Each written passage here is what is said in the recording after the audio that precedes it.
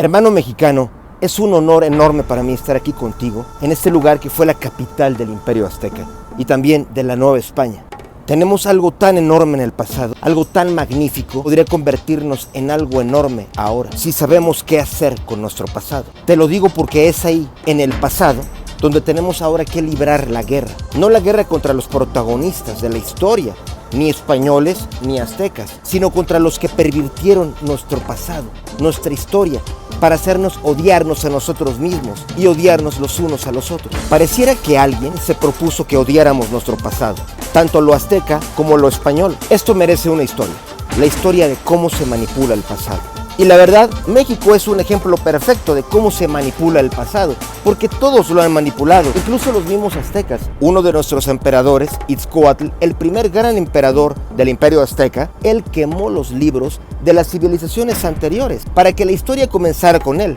De esto te hablamos en Secreto Azteca. Pero no fue el único. Cuando los españoles llegaron a México, es innegable que quemaron mucho de la literatura del mundo prehispánico, de todos los libros que existían en el mundo prehispánico, incluyendo lo de los olmecas, los mayas, los zapotecas, los mixtecas, de todos, incluyendo los teotihuacanos, los toltecas. ¿Sabes cuántos libros había y cuántos quedan? Los libros que quedan de todo el pasado prehispánico en todo el mundo hoy son 16, caben en una repisa en tu closet. Y son sobre calendarios, no son sobre la historia. Imagínate que cayera una bomba aquí en la Ciudad de México y solo quedaran 16 libros para la gente del futuro y fueran 16 libros de cocina. Es innegable que Carlos I, a quien yo admiro, pero la verdad nos hará libres, ordenó que se exagerara lo sanguinario del Imperio Azteca, porque había una mitad del mundo azteca, la mitad de la que no te explican a ti nada, Texcoco, donde estaban prohibidos los sacrificios humanos. ¿Por qué eso se borró de la historia? Hubo un rey llamado Nezahualcóyotl que prohibió los sacrificios humanos y él tenía un solo Dios, al cual llamó el dador de la vida, Ipalnemohuani. Los frailes españoles dijeron que Nezahualcóyotl era como el rey David, era un hombre sabio, un hombre justo. Era una combinación de Leonardo da Vinci con Arquímedes. Carlos V necesitaba el dinero porque tenía una rebelión dentro de la propia España. Gente que se oponía a lo que estaba haciendo aquí, empezando por religiosos como Fray Bartolomé de las Casas y como Bartolomé de Carranza, y movimientos estudiantiles de universidades españolas que se opusieron a la guerra, como los que se opusieron en Estados Unidos a la guerra de Vietnam y después a la guerra de Irak. El propio Carlos I no era siquiera español, era germánico. Cuando llegó a España ni siquiera sabía hablar español. No lo digo en contra de él, pero la verdad nos hará libres. El Papa le puso muchas objeciones a Carlos V sobre lo que estaba haciendo en América, para que se saliera de lo que había conquistado. Detrás de eso estaban desde luego Enrique VIII de Inglaterra y Francisco I de Francia, los enemigos de Carlos I. Pero Carlos I necesitaba crear una propaganda para justificar que él estuviera a cargo de evangelizar a esta bola de salvajes. Por eso tenía que borrarse todo lo de Nezahualcóyotl, la mitad civilizada del mundo azteca, que era Texcoco, que era la mitad que gobernaba Nezahualcóyotl.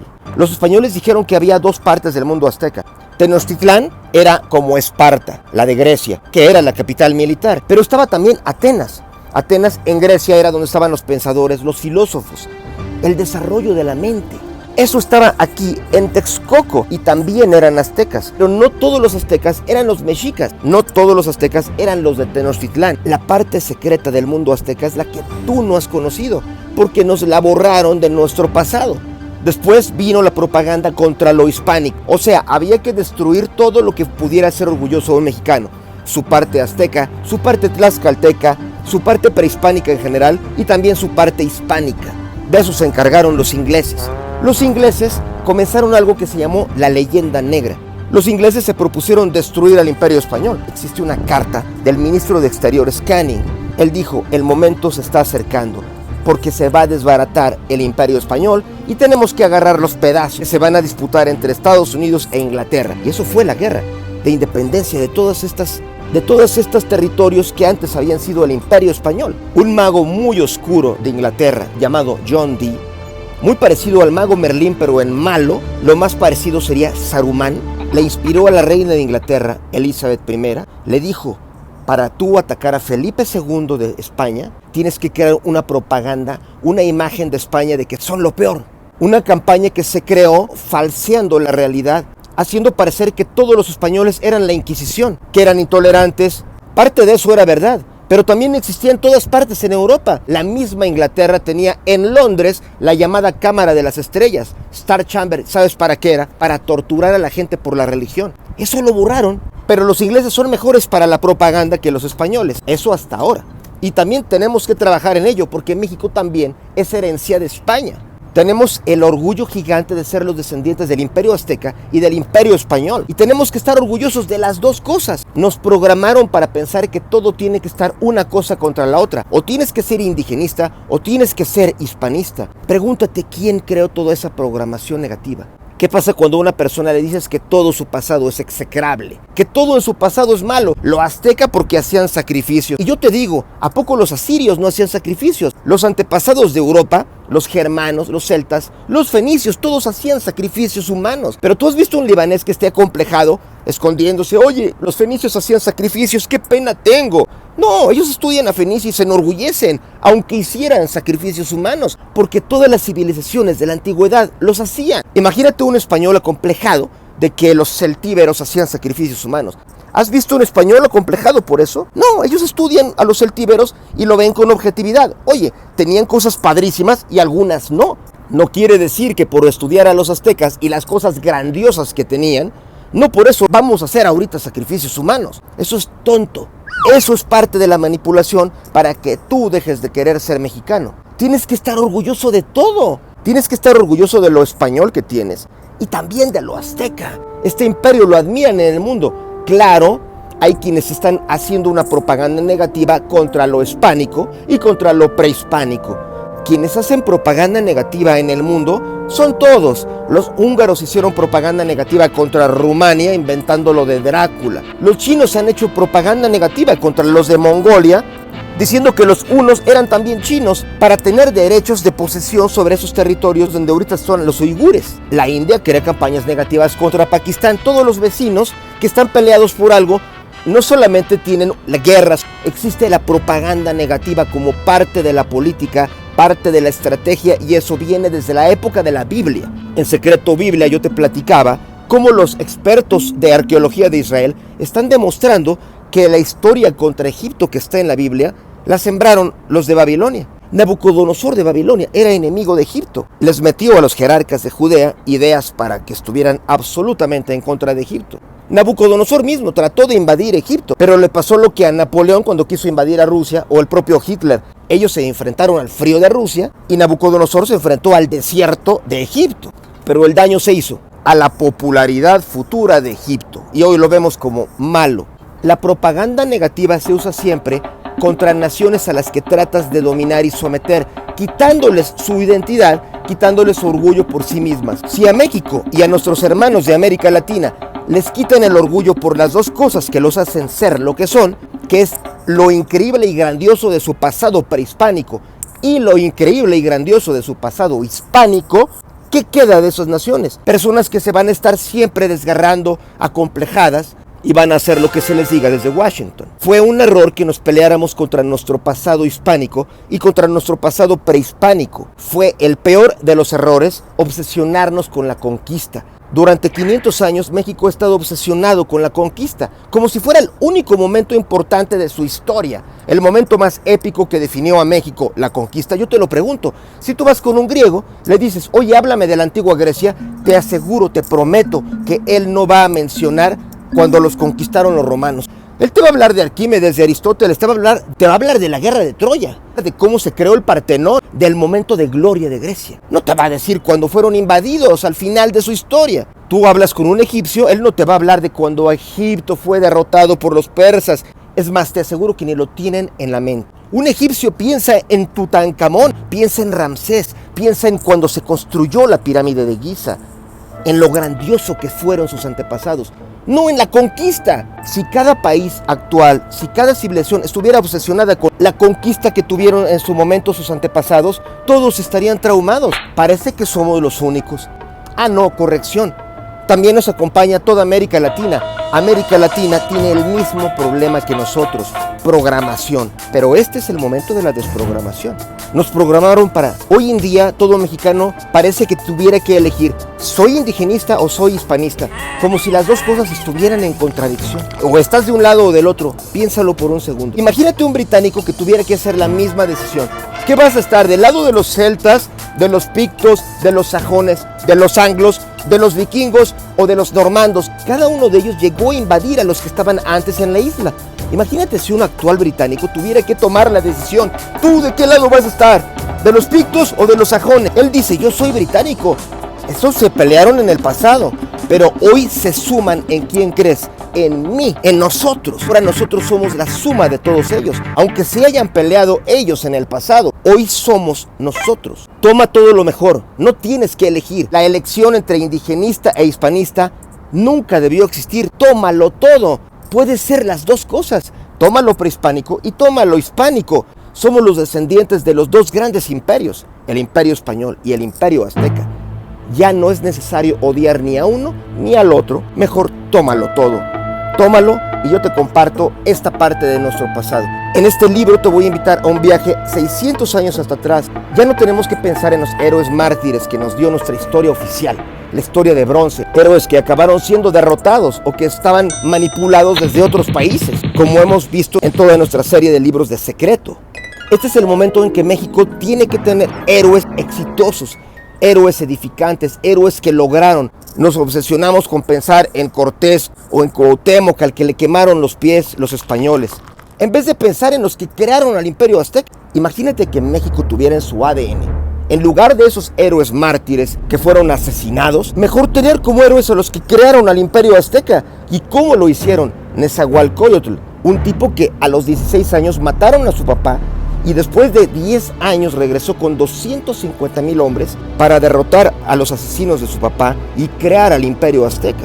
Tenemos también a Itzcoatl, el que quemó todos los libros de las civilizaciones anteriores, eso es cierto, pero él creó un sueño y ve lo que logró. En menos de 100 años el Imperio Azteca se expandió tanto que hoy asombra al mundo. Y tenemos también a la mujer que creó el Imperio Español.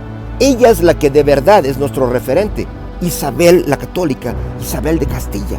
Ella y su esposo Fernando son los creadores del Imperio Español. Sobre esas dos columnas estamos parados, y también sobre la Federación de Tlaxcala. Si en vez de odiar a uno o a otro tomas todo, México se convierte en un titán. Hay que amar a España, pero ya no tenemos que tratar de ser imitadores de España. Ya existe una.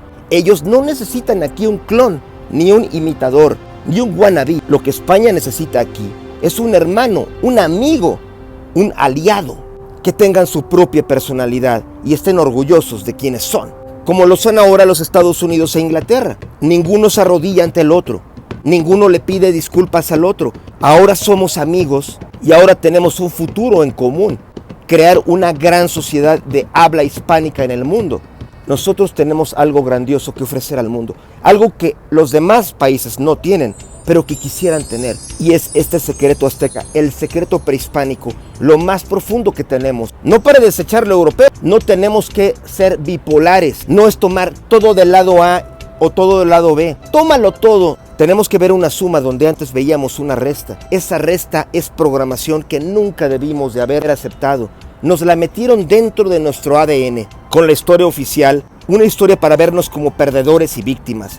Pero los grandes imperios del mundo son la suma de todos sus antepasados. El dragón que los chinos tienen como símbolo tiene la cabeza de un camello, tiene el cuerpo de una serpiente, la cola de un pez, patas de gallo y en la parte de atrás patas de un león. Tú te preguntas, ¿ese dragón de dónde salió?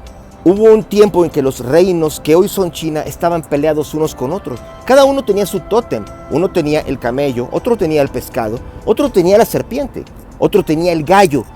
Y alguien dijo, ¿qué pasa si nos unimos? En vez de estar peleados, se sumaron y hoy son el dragón, el nuevo imperio económico del mundo. Porque supieron no desechar ninguna parte de su pasado, no avergonzarse de ninguna. Nosotros no debemos avergonzarnos ni de la parte española, ni de la parte azteca.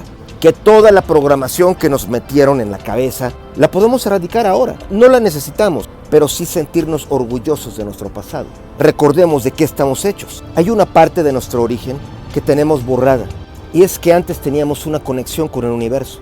Lo que se perdió de todo esto es algo que conectaba a los aztecas con el cosmos. Derrotaron a los aztecas y que por eso algunos hasta los llamaron traidores por haberse puesto contra los aztecas y a favor de los españoles. Pero ¿qué me dirías si yo te dijera que los tlaxcaltecas eran aztecas ellos mismos? Ellos combatieron a los mexicas. Ser mexica no es lo mismo que ser azteca. Aztecas eran todos. Los tlaxcaltecas también eran aztecas. Los huecotzincas de Huecotzinco, cerca de Tlaxcala, también eran aztecas. Los chalcas eran aztecas. Los xochimilcas eran aztecas. Los tlahuicas de Tláhuac eran aztecas. Los tepanecas de Azcapotzalco eran también aztecas. Los acolhuas de Texcoco, como Nezahualcóyotl, eran también aztecas. Ser azteca significa los que creían que provenían de Aztlán, del complejo mítico Aztlán Chicomostoc, las 7 cuevas, que también se estudia en secreto azteca.